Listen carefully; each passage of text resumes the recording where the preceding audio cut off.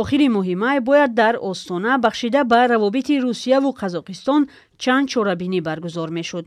таърихнигору сиёсатшиноси рус ва таҳлилгари масоили осиёи марказӣ Андрей Грозин ҳам даъват шуда буд. ӯ бо мусоҳибаҳои худ дар расонаҳои таблиғотии Русия ва истифодаи ибораҳое чун рафиқони нигарон аз арзишҳои миллии қазоқ ва украинасозии Қазоқистон шинохтааст. Грозинро ба пойтахти Қазоқистон роҳ надоданд ва эълон карданд, ки ӯ дар рӯйхати шахсони вурудашон ба кишвар мамнӯъ аст. Видимо, позиционирующий себя историком господин Грозин. Зохиран ҷаноби Грозний, ки худро таърихнигор муаррифӣ мекунад, изҳоротҳои бадномсози худро дар бораи Тоқаев, ки гӯё дар давраи раҳбарии ӯ ба истлоҳ миллатгароҳои моил ба легиони Туркистон ба сари қудрат омадан фаромӯш кардааст. ё хотирааш мушкил дорад ва суханҳои тавҳиномези оиди қазоқҳоро ёд надорад.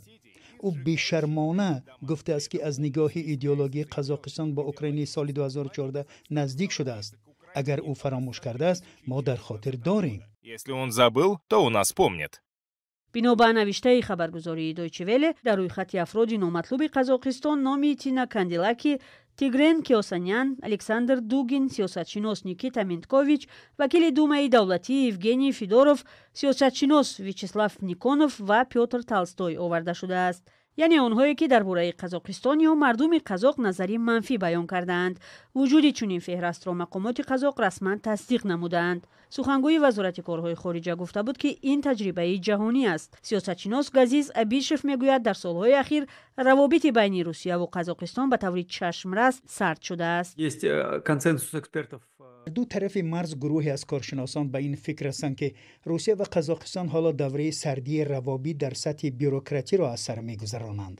яъне дар сатҳи сиёсӣ муносибати Путин ва Тоқаев шояд мисли пеш хуб бошад, вале тағйироти демографӣ дар ҳарду кишвар ва тағйири элидаҳо сабаб шуда, ки равобити гарму наздике, ки пеш байни давлатҳо буд, сард шудааст.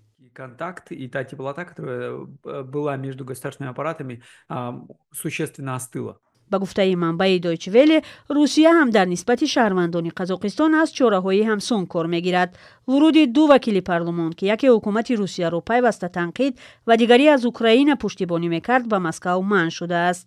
дар феҳрасти Русия номи сиёсатшиносони қазоқ Дасим Сатпаев ва Димаш Алҷанов, фаъолон Мухтор Тайҷон ва Тогҷон Коҷалӣ оварда шудааст. Коҷалӣ гуфт, сабаби манъ будани вурудаш ба Русияро медонад. Во-первых, потому что мы поехали аввалан ин ки мо ба назди Саакашвили ба Украина рафтем. Саакашвили шахсе нест, ки Русия аз ӯ истиқбол кунад. сабаби дуюм албатта ташкили кӯмаки гуманитарӣ барои Украина аст. боз ман ба Кеосян посух додам, ки мо бародар не, ҳамсоя ҳастем. ин навор беш аз 1 миллион бинанда дошт ва аз Русия паёмҳои зиёди ғайридӯстона гирифтам. Ролик был больше миллиона просмотров. манбаи Deutsche Welle хабар додааст, ки рӯйхати шахсони мамнуъулвуруди Қазоқистон калон аст ва он фақат аз русиягиҳо иборат нест. феҳрастро вазорати корҳои хориҷа ва дохила ва дар асоси баёни изҳороти манфӣ дар бораи Қазоқистон таҳия кардаанд. ҳамчунин ба Русия дар баробари сиёсатмадорон ва чеҳраҳои расонаӣ аксаран муаррихони қазоқро ҳам роҳ намедиҳанд. шахсоне ки дар рӯйхат ҳастанд, дар охирин лаҳза ҳангоми гузаштан аз марз аз ин огаҳ мешаванд.